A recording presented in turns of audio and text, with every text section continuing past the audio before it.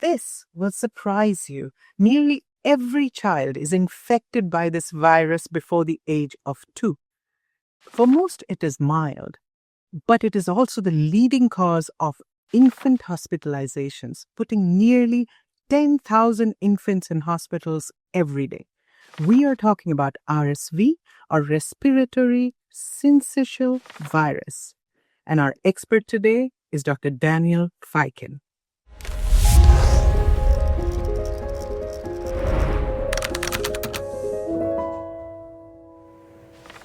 So let's talk about the global impact of RSV. What should people know about this virus and who does it impact? Thank you, Vismita. RSV is a highly contagious virus. It's spread by sneezing, coughing, even touching contaminated surfaces. In fact, every child is infected before their second birthday. And every year it causes 33 million cases of lower respiratory tract infection like pneumonia and bronchiolitis in young children. It causes over 3 million hospitalizations each year, and it tends to fill up hospital beds in the RSV season. But the most concerning is that it leads to over 100,000 deaths each year in children, half of those in children under 6 months of age. So as a parent, that worries me. What are the symptoms that parents should be looking out for?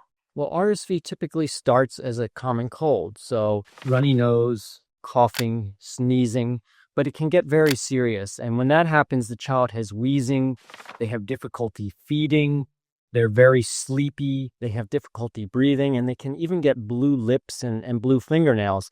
These are medical emergencies, and if your child has any of those symptoms, you should take them in to be seen by a medical professional immediately. So how can parents prevent their infants getting RSV? Well, there's good news about that now. After decades of research and lots of frustration, we now have 2 effective immunization products against RSV. The first one is a vaccine that can be given to pregnant women in her 3rd trimester, and she will pass on antibodies to her unborn baby so that when her baby is born, he or she already has antibodies which will protect that baby through 6 months of age. The second product is called a monoclonal antibody, and it's given directly to the child like a vaccine as soon as possible after birth, and it also will protect that baby through 6 months of age. So that's great news. Are there additional ways parents can protect their babies? Yes, there is. Parents can wash their hands to prevent passing on viruses to their babies. They shouldn't smoke around their babies, and they should avoid contact with people who have respiratory illnesses. But the most important way to prevent RSV in a young baby is to get them immunized. Now, the high season for RSV tends to be in the fall and winter, so now is a good time to ask your doctor about RSV immunization if you're pregnant or if you have a newborn at home. It's difficult for parents to see their children fall sick, and you as a WHO expert have also experienced this as a parent.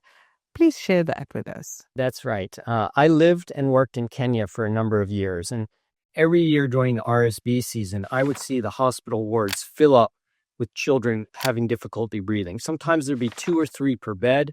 They'd be sharing oxygen tubes through a single oxygenator, and it was really a chaotic and really scary time in the hospitals. But then it hit even closer to home. My wife had gone back to the U.S. to deliver our second baby, and our older son, who was 2 at the time, developed RSV, got very severe, and was hospitalized. By that time, I'd gone back to Kenya, so she was alone with a newborn and a sick child in the hospital, and I was half a world away. So it was really a terrifying experience. Fortunately, he did get better, but I do wish that we had these immunization products back then. It would have saved our family a lot of traumatic experience. A scary story, and thank you for sharing that. So for parents out there, there are vaccines, there are ways to prevent this so that you can keep your infants safe. That was Science in 5 today. Until next time, then, stay safe, stay healthy, and stick with science.